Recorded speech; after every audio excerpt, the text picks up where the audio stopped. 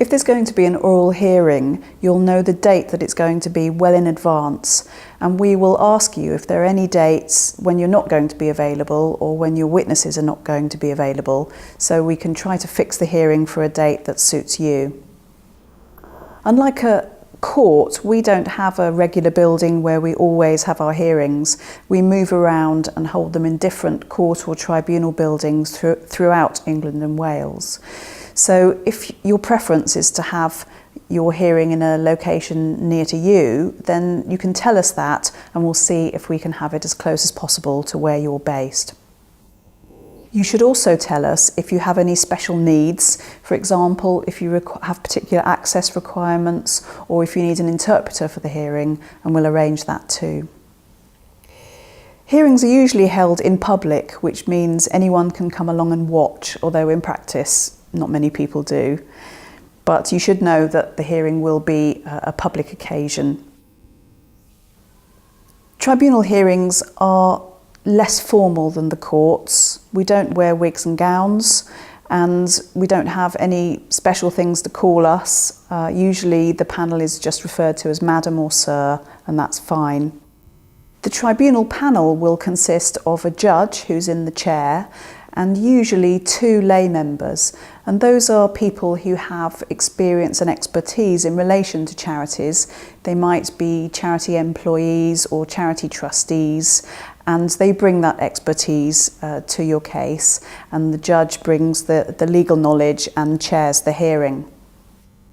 We also have an assistant to the tribunal panel who's called a clerk, and that's an important person for you to find when you arrive at the hearing venue, because they will show you where to sit. They'll make sure you have all the right papers and see whether there's anything else you need or you don't understand, and ask that person because they're there to help you on the day of the hearing. The Charity Commission sometimes is represented by one of its in-house lawyers, and sometimes they have a barrister, and they'll have a place marked out in the hearing room and have all their papers there, and you'll sit next to them if you're representing yourself, or your lawyer will sit next to the lawyer, and so you'll have your own place in the hearing room too. But it's quite an informal room. It's a bit more like a meeting room than like a courtroom usually, although it depends a bit on the venue we use, but we really do try to be as informal as possible. Sometimes there's going to be witness evidence in the case, and you will have sent in your witnesses' statements, but it's not always necessary for the witness to come along and give evidence to the tribunal, because it can be agreed in advance that the tribunal will just read the witness statement. So usually the only reason why your witness would be required to attend is if the Charity Commission has asked them to, so they can ask them some questions. There will also be legal submissions in the hearing where the lawyers or the Charity Commission lawyer or you can refer us to the previously decided cases or to the Acts of Parliament, and that bit of the hearing is usually called submissions.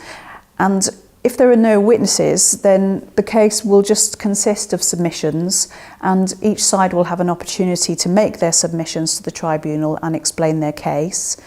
And you as the appellant will usually have the last word and sum up what it is that you want the tribunal to decide about your case. At the end of the hearing, obviously you'll be wanting a decision, because that's why you've come along.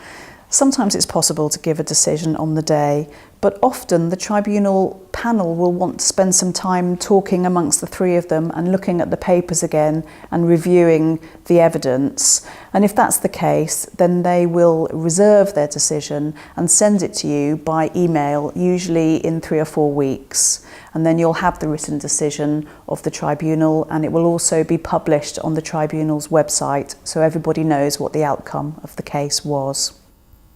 That's usually the end of the matter, but if you're unhappy with the tribunal's decision and you think that it contains an error of law, that the tribunal has got the law wrong, then you have an opportunity to apply for permission to take your case to a higher tribunal. That's called the Upper Tribunal Tax and Chancery Chamber. If you want to make that application, then you have to do it within 28 days of receiving the tribunal's decision in your case, and there's a form on the website that you can fill in and send back to the tribunal asking for the case to be considered further.